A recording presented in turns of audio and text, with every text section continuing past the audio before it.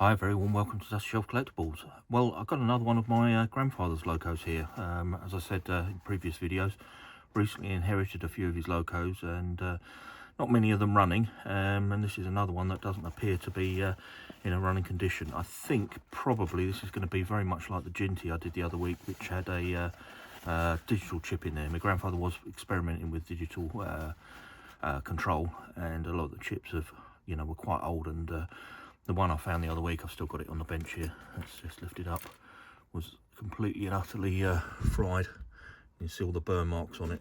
And taking that out, the loco came back to life. But anyway, today, what have we got? We've got an R857 260 Ivatt class loco. Hornby Railways, made in England by Rovex, so that kind of gives it a bit of age, probably I would guess early 70s, maybe mid 70s. So let's just have a look what we've got in the box here. The operating manual, does this give any indication of its age? Just have a look through. No, there's no age on the manual, but we'll just have a quick look through the what's in here. So hooking up to the power supply, lubrication points, all the usual things that we see in here, and spare parts. So let's open it up and have a look inside. I just noticed on the back here, look, magnesian. So here it says, this one is a new one on it, magnesian. Many Hornby locomotives are fitted with a feature which consists of a small permanent magnet mounted on the chassis block between the steel tyre driving wheels. The magnet causes the wheels to adhere to the Hornby rails, which are made of steel. Okay. Right, let's have a look at the loco itself. Not a bad looking loco, not overly featured, obviously moulded in rails and things. Printing's a little bit askew on the front there. Oh no, it's a piece of cloth or something. There's just rubbish on there, sorry. Let's get that off. Right, there we go. Yeah, we've got the whistles, and they're separately fitted parts, moulded in cab glass on the sides there. It's the kind of thing you expect from the 70s. Or late 70s, early 80s. Not a particularly detailed or loco, but let's get it over to the track and I'll show you what it's doing. Oh, look at that glass in there, that's nasty. Yeah, to get the 2/4 light glasses, but then from inside, yeah, we wouldn't accept that today, would we? Right, let's take it over to the track and see what it's doing. So here's the controller. Let me just move that building out the way where I've been playing on the other railway. So putting the power on. The power was already on. Absolutely nothing at all. Completely dead. So, no, doesn't even want to jerk. Nothing at all. Right, well, let's get it over to the bench. Let's see what's inside it. Okay, how do we lift the lid off these? So, I'm going to remove the pony truck to start with, just so it's nice and clean. Put that over there. Looks like it's a chimney mount. There's a screw through there. Yeah, it must be. Oh no, look, there it is. The back of the tender body. So as with all of these, I like to challenge myself, so I don't do any research on them beforehand. I just get stuck in, see what I can find, and make mistakes as I go. Right, so again, another digital chip, as I kind of expected.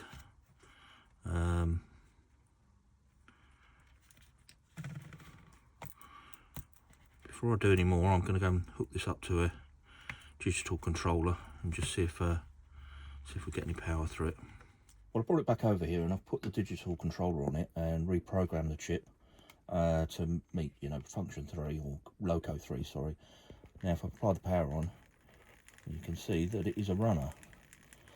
So if I now take this away and we go back to analog, as I turn the analog on, nothing at all. Now, I was under the impression that digital chips, you could put them on an analog track and they would run, but then having read through, it sounds like you need to change, I think it's CV29, to accept the digital signal. And I'm not that au fait with these chips, to be honest, because it's not something that I experimented with.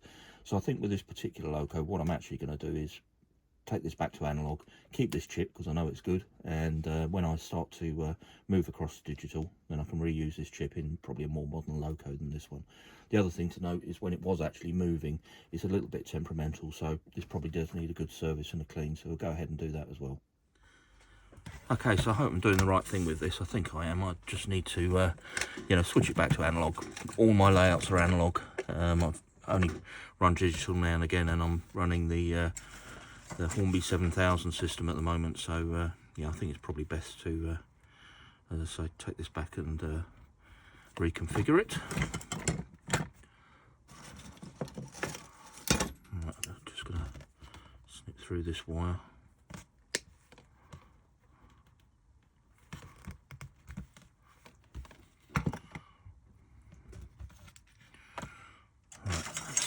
Warmed up enough. Where's my solder gone? There it is. Not quite. So I'm going to solder the wires back in place and then go and test run the loco before I clean it, just to make sure that you know, it works before I start messing around with it. And the as I say, the chip, I will put this one in a bag, mark it as working. Right, I'm just going to take this wire off of here, this wire off of here.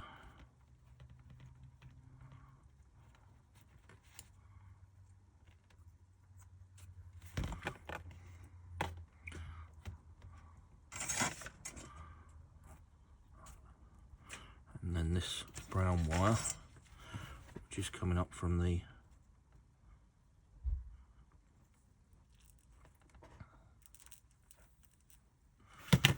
pickups. That one I'm just going to put back on the side of the motor.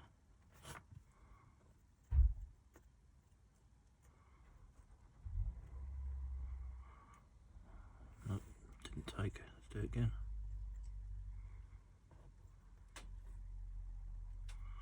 That's it. Okay, take this earth off.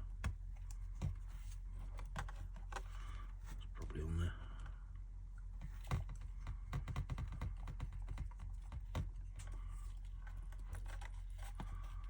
Oh, I didn't want to do that.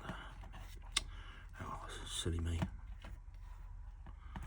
Lifted the pistons up, now all the motion's dropped off. And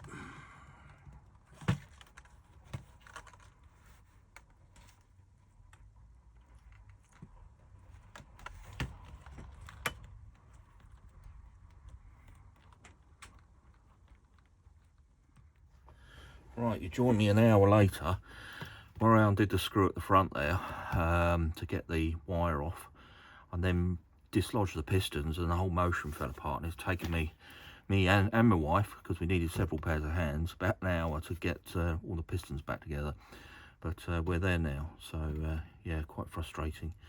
Now, the one thing I do need to do on this side is there's a second piece of insulation material in there that needs to come out. So let's just release the brush if I can.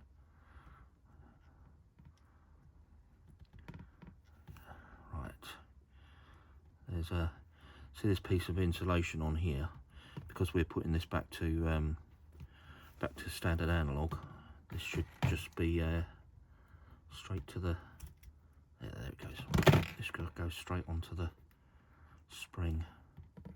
Right, that's it. Right, let me go and give this a little run, and then we may give this a little clean. I'll see how it runs. Right, just give it a little bit of power. You see it's moving quite freely now. So what I did is, as I say, I dislodged the pistons, which meant all the mechanism and all the motion fell apart. So it took me forever to put that back in. While it was apart, I did give the brushes a little bit of a clean, just with some of that electrical cleaner. So I think all I'm going to do with this now is, as it's running back and forth, it is a little bit squeaky. So I'm just going to give it an oil. I don't think I'm going to do much more than that, and just clean the body off. And that's another one back running. So another one of my granddad's collection. So let's take this over the bench, let's give it an oil, and see if it runs any better after that. Right, let's just give this a gentle oil. Just change my glasses over.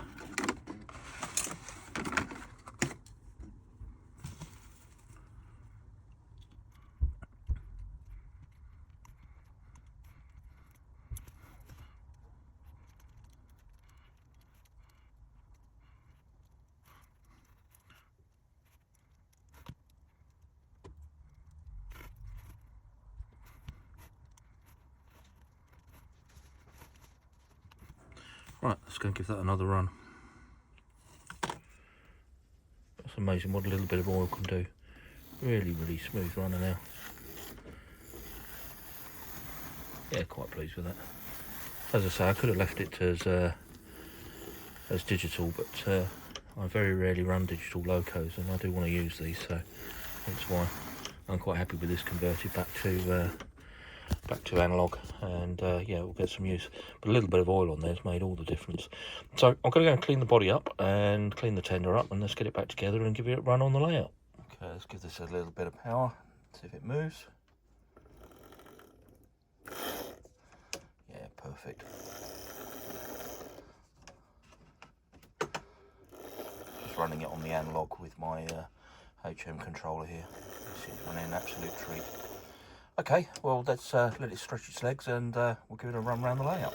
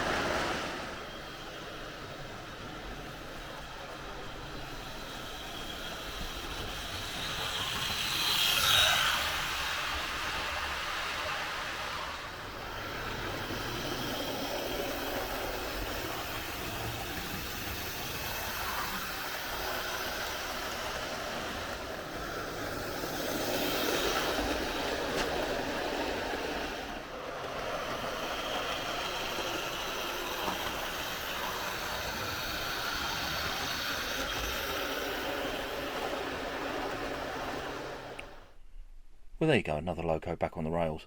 As I say, I didn't want to run it with digital, so I've taken the digital chip out, and it's running beautifully. Had it going round for the last hour or so while I've been filming a few shots, and just for a bit of fun of it, I double-headed with the other one of my grandfather's trains, the Ginty here, and yeah, it's just superb to see them all running again. Anyway, if you enjoyed that one, please do give it a thumbs up, and as always, have a look on the channel. There's lots of videos on there, and if you can subscribe, you'd be doing me a really big favour. And we'll leave this one there and say thank you ever so much for watching, and I'll catch you on the next one.